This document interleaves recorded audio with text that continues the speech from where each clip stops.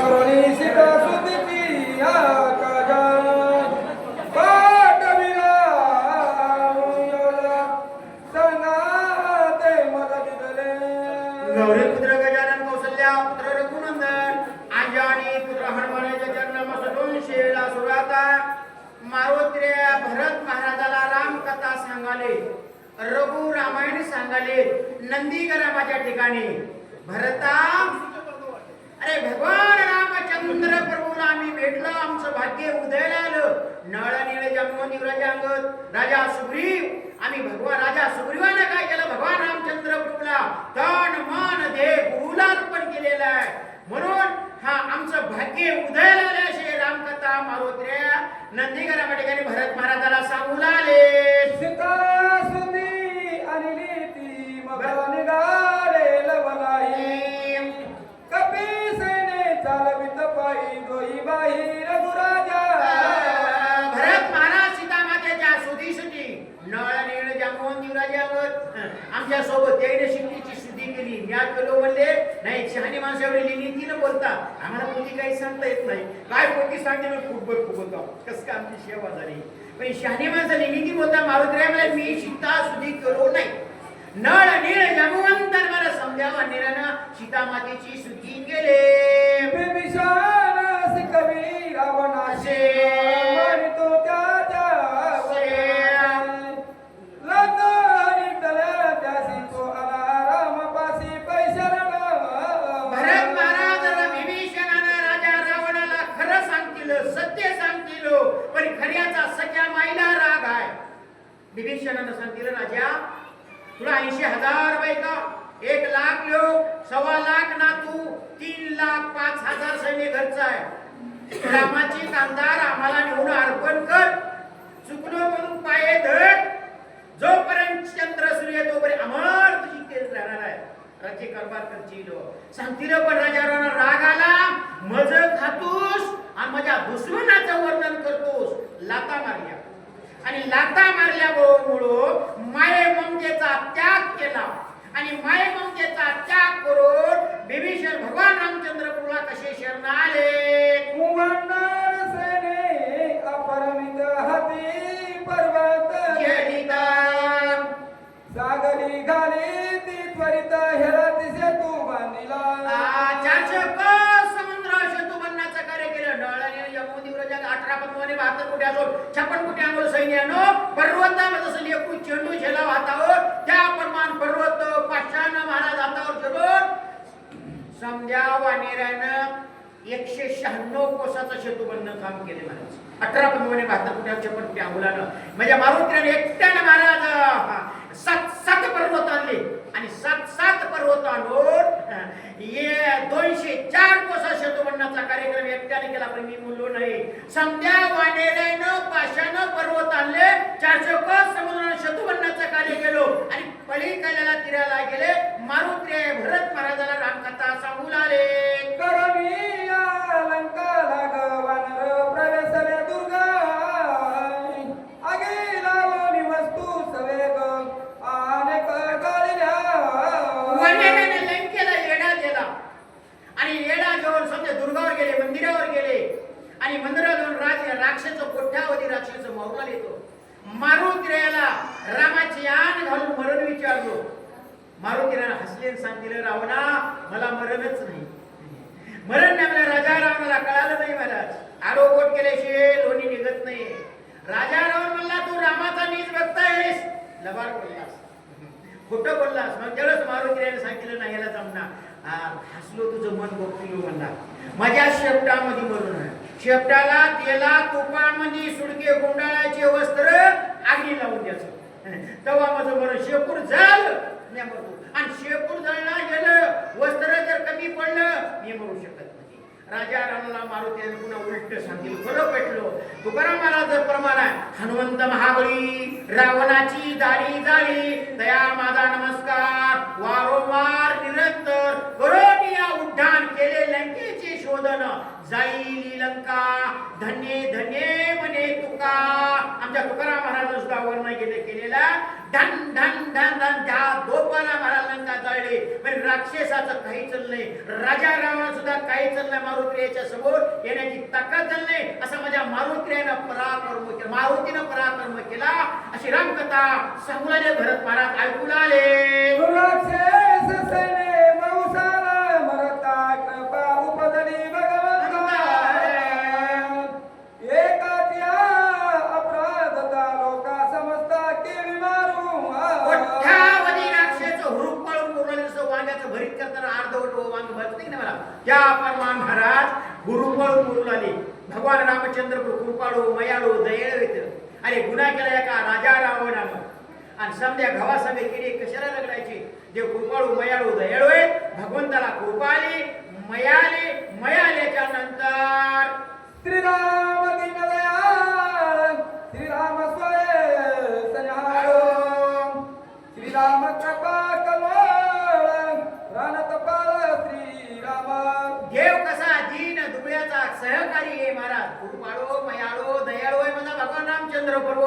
मग रामचंद्र प्रभूला कृपा आली, मयाले आल्याच्या नंतर राम कृपेचा कोवळा राम जीवीचा जिव्हाळा राम कृपाळू कळवळा लोका सकळा देपणी. समजायचं भक्तीला वाणी उरकळ्यासारखे उरकळले, अर्धवट भरून आले, लढू आले. भगवंताला मया आली, देवाला दया आली महाराज. आणि दया आल्यामुळं तो महाराज युद्ध थांबिलं. वानेरानं सैन्याला सांगतिल्याच्या नंतर रामे जगाची उत्पत्ती रामे जगाची स्थिती गती राम्या जगाची विश्रांती सचिन मूर्ती श्रीराम. श्रीरामचंद्र प्रभू कसे जगाची उत्पत्ती आहे, जगाची विश्रांती आहे. तैसार दह्यामध्ये मी रामू आस्था सर्व सुखाचा रामू का भ्रांतीशी कामू विषयावरे म्या बोलिला येदो बोले म्या चालिला सुरे चाले म्या हलेला पराणू आले जगाते चालिता. असा माझा भगवान रामचंद्र प्रभू कृपाळो मयाळो दयाळो व्हायचं मारुती रामकथा सांगाले. निरपरा दे केवी मारू मनोनी मानिला शिष्टाचारो पाठविला अंगद विरुवाती चतुर बोलका. देवाला कृपा आली, गुन्हा केला राजा रावणानं, कोट्यावधी राक्षस मोरला लेतो. मग शिष्टासाठी युवराज अंगदाला पाठवून दिलो. अति चतुर आहे, बोल काय परगावामध्ये सभेमध्ये येऊन बोलायला हिंमत लागते मला.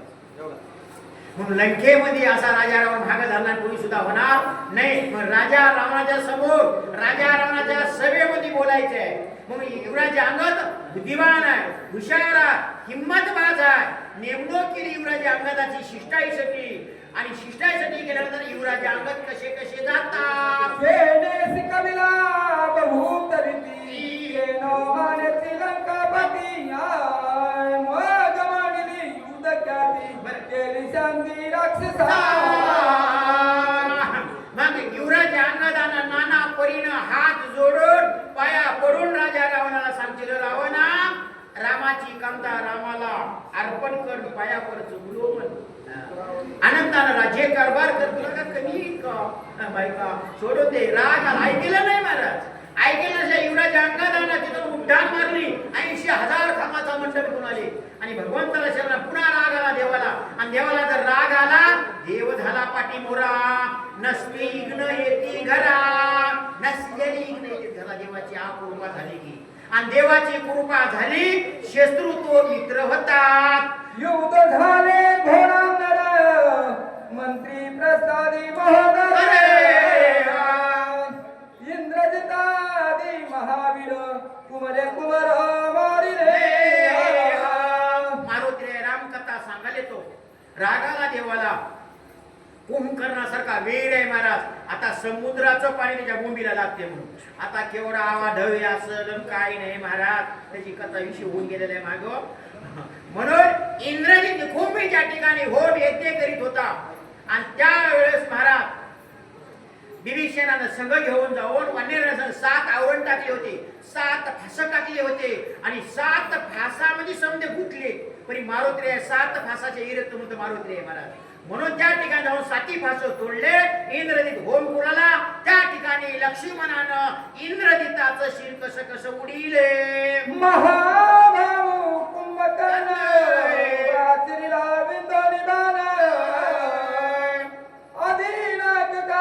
आपण शिरकमळ दान छेदिले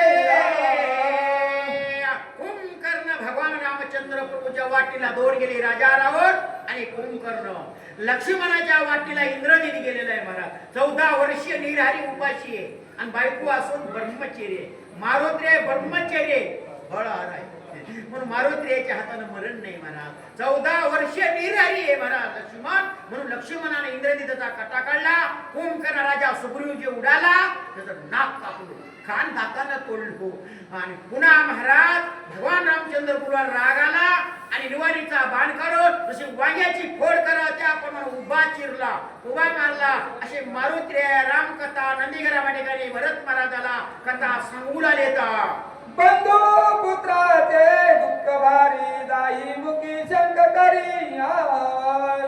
रावण दुर्दशा त्वरी सुरासुरी धाकत्याचा 33 कोटी देव बंदी खाण्यामध्ये होते राजा रावणाचा हल म्हणल्यावर ते लोक चळ चळ कापत होते एवढा धाक होता पण राजावर नुसता हात चोळाले हा दात कर कर खाले हा काय करावं पाटचे गेले पोटचे गेले सोयरे गेले धायरे गेले आता काय करावं अखया नावाचा कुमार मारला जम्मूमणी मारला इंद्रजित गेला अखया अति काया गेला आता माझे बडे बडे वीर गेले मोठे मोठे लाडके पोरं गेले आता मी कसं करू काय नाही आता मला राम ऐकणार नाही नुसता हात चोळालया फट्ट चावालया दात कर कर खालया आणि काय विचार करते बघू ता मारुत्र्य कथा सांगते आरंभला बहुत तुरबळिया रघुनाथ माझे काही न चले मत खात राजा रावण वर्णन करे रामचंद्र प्रभू अति बलवान आहे आतुर बळी आहे रामाच्या मोरी माझं काही टिकणार नाही कपट चलना ईध्या चलना राम मला ऐकणार नाही अनट वीर कुंभकर्ण राम मारिला बिंदवनी बाणे इंद्रजित महावीर दारुण सौमित्र दान निवडला उजळणी याला ध्यानामध्ये उजळणे चित्र समोर येऊन राहिलेलं आहे माझा इंद्रजित त्याचं नाव मेघनाथ होतं इंद्रजित नाव पडलं 33 कोटी देवाचा राजा इंद्राला जिंकून आणलं म्हणजे इंद्रजित पडलो मरण नव्हतं महाराज पण इंद्रजित लक्ष्मणानं मारला त्याचा कट्टा काढला कुंभकर्ण एवढा बडा वीर पण कुंभकर्णाचा रामानं काटा काढला एवढे बडे बडे वीर गेले मी आता काय करू कसं करू नुसतं हुट्ट चावालया हात चोळालया आता माझं काही खरं नाही असा मनातला विचार चालू आहे प्रत्येकाला 2 मन आहेत असा महाराज राजा रावण विचार करू लागले प्रधान मारिले अगवे सैनानी गेले एकले ना काय करावे रणी नागवे रघुनाथ काय करावे रे बडे बडे वीर गेले परदान गेले गेले ते वापस येऊ दिलं नाही समजायचा कट्टा काढला रामचंद्र निरायलो पण आता मी एकटा उरलो मी काय करू कसं करू माणसाला चिंता लागली की माणसाला अन्न गोड लागणार पाणी गोड लागणार निद्रा म्हणजे झोप येईना चिंता रोग लागला चिंता जिता माणसाला जाळत्या चिंता सरणामध्ये जाळत्या म्हणून चिंता लागली उठू लागला बस कसं करते बघू करा कथा डोळे करा भवनिता रागे तुम्ही हात तुरित शक्ती अद्भुत उचलले आले गेल्या माणसावर डोळे एवढाला मोठा एक डोळे करून फिरवाल्या दात कर कर खाले या महाराज हात चोळालया आता काय करावं असा राम मला ऐकणार नाही ब्रह्मशक्ती उचलली आणि ब्रह्मशक्ती उचलून आता राजा रावण लक्ष्मणाच्या अंगावर सोडणे महाराज लक्ष्मणाच्या अंगावर सोडणे खर्चा भेद्या लंकाला खरा दुश्मन बिभीषण आहे रामाला शरण गेला आणि हे सांगालया थोडक्यामध्ये तुमच्या गावात जर चोरी करायची असेल तर तुमच्या गावातला माणूस धरावा लागते आम्हाला काय माहिती परक्या माणसाला तुमचं तिजोरी कुठं आहे तुमची कॅश कुठं आम्हाला काय माहिती आहे तुमच्या गावातला माणूस तसं खरा दुश्मन बिभीषण आहे विभीषण रामाला शरण गेला हे सांगते हे इथं झोपतात ते तिथं झोपतात 4 दरवाजे आहेत 4 दिशेला पूर्व पश्चिम दक्षिण उत्तर तसे 7 दरवाजे मग कोण कुठे राहते याची सैनिक किती आहे का नाही समज सांगायला या म्हणून विभीषणाच्या अंगावर ब्रह्मशक्ती कशी सोडते ऐका शरणागत मारू आपले कारणे सांगितले लक्षणीय विभीषण बलिदान हरितरी